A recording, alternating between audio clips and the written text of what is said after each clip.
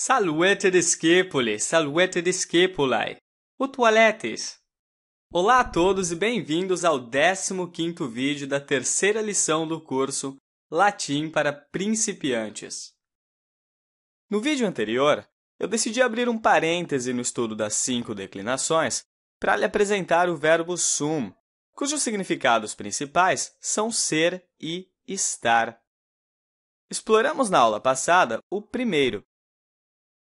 No vídeo de hoje, faremos alguns comentários relativos a esse verbo tão importante e veremos o resultado da alteração da ordem das palavras em latim.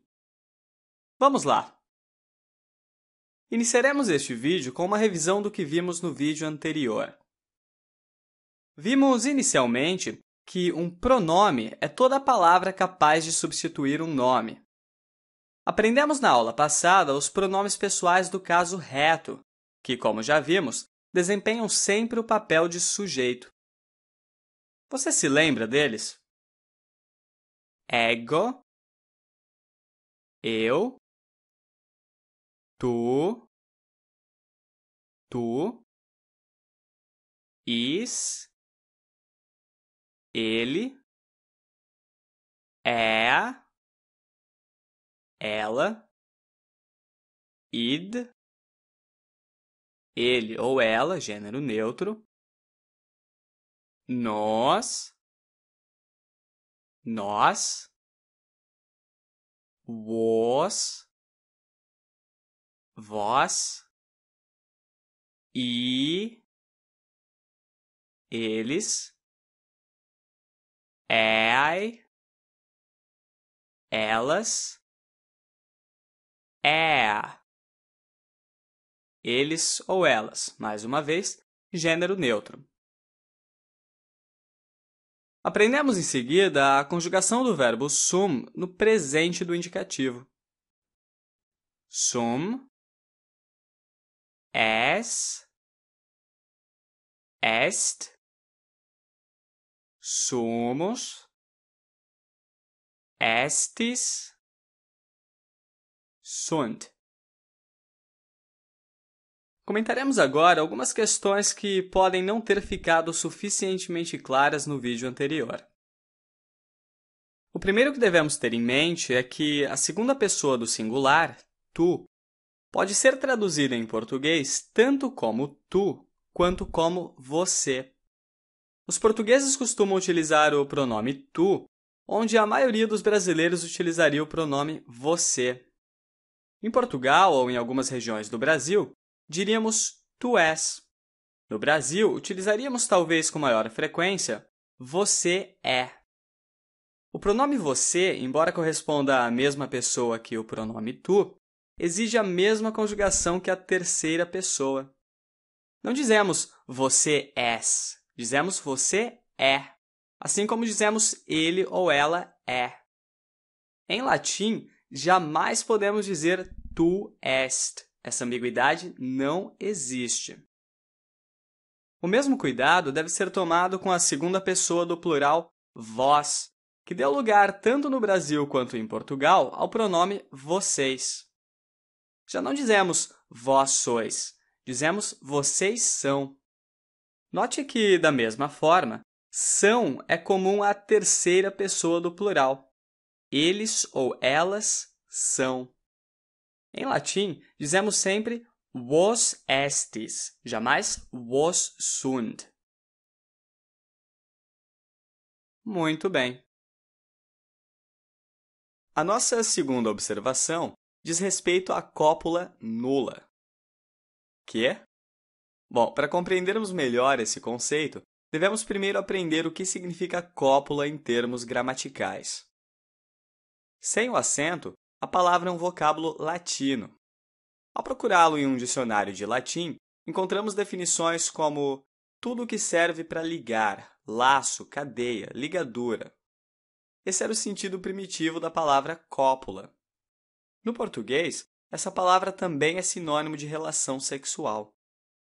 Em termos gramaticais, no entanto, cópula é o nome que damos a um verbo de ligação, especialmente o verbo sum, pois o que ele faz na maioria dos casos é ligar o sujeito ao seu predicativo. Dessa forma, Na oração Maria é professora, o verbo ser, em sua forma conjugada é, funciona como cópula, pois liga o sujeito Maria ao seu predicativo professora. O mesmo é válido para o verbo sum em sua forma conjugada est, na versão latina Maria magistra est. Agora que você já sabe o que é que vem a ser cópula, fica fácil imaginar o que deve ser cópula nula. Cópula nula é o nome que damos à omissão, total ou parcial, do verbo de ligação em um dado idioma. Em português, isso não acontece normalmente. Já em russo, por exemplo, se quiséssemos dizer Maria é professora, diríamos Maria преподавательница.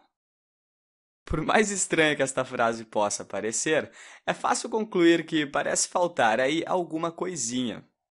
Maria é Maria. Преподавательница, esse monstrinho, é professora. Mas onde está o verbo ser? Ele simplesmente não está, porque o russo dispensa a utilização da cópula no tempo presente.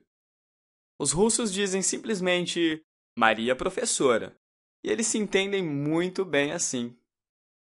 Pois bem, em latim, a omissão da cópula, isto é, a cópula nula, também ocorre de vez em quando.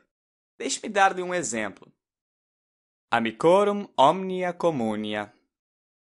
Este é um provérbio latino bastante conhecido, que podemos traduzir mais ou menos como para os amigos, todas as coisas são compartilhadas, ou os amigos compartilham tudo. Aqui temos a omissão de sunt. Amicorum omnia communia sunt. Perceba que isso não ocorre com tanta frequência em latim, como ocorre com outros idiomas como o russo, mas é bom saber que é possível, ok? Difícil? Que nada! Vamos explorar agora outros significados do verbo sum. Você já sabe que o principal é ser. Femina magistra est. A mulher é professora. O segundo significado mais frequente, como comentamos na aula anterior, é estar. In schola sumos. Estamos na escola. Não se preocupe nestes exemplos com palavras que você ainda não conhece. Foque sua atenção ao verbo sum, ok? Um outro significado comum é o de haver. Multa vocabula in lingua latina sunt. Há muitas palavras no latim. Sob esse sentido, o verbo sum aparece muitas vezes no começo. Est lucus prope amnem. Há um bosque perto do riacho. Finalmente, veremos um exemplo onde sum aparece com o sentido de existir. Eu garanto que você já o conhece. Cogito ergo sum. Esta famosíssima proposição de Descartes, denominada às vezes cogito de Descartes, é mais bem conhecida por nós como penso, logo existo. Em seu discurso, Descartes parece inferir a sua existência a partir de seu pensamento, segundo a seguinte demonstração. Para pensar, é necessário existir. Eu penso. Portanto, eu existo. Essa é uma das interpretações, mas não é a única. De qualquer forma, o nosso interesse reside aqui no sentido de existir do verbo sum. Isso pode parecer um pouco estranho à primeira vista, mas será que é tão estranho mesmo? Qual a expressão que abria a maioria das histórias que você ouvia quando era criança?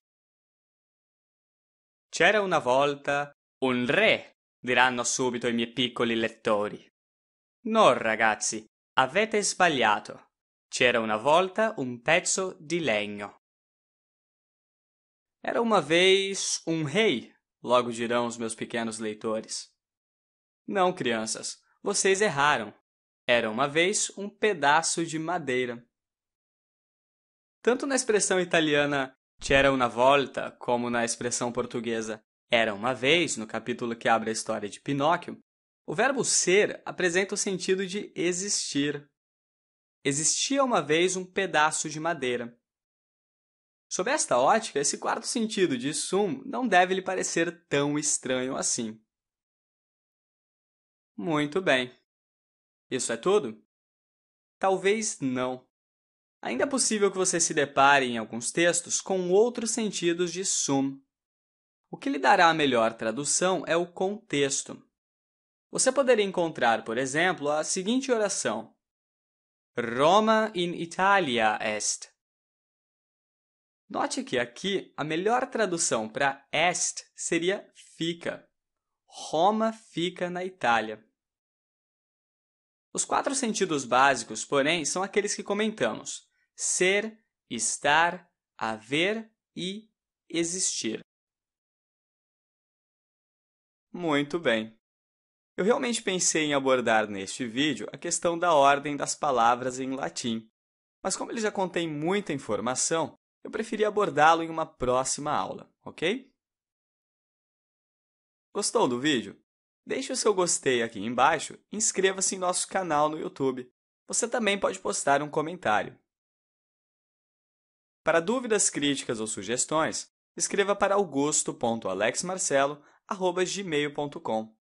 Você também pode entrar em contato comigo por esse e-mail, caso deseje realizar alguma doação. A todos o meu forte abraço e até o próximo vídeo. Valete, omnes!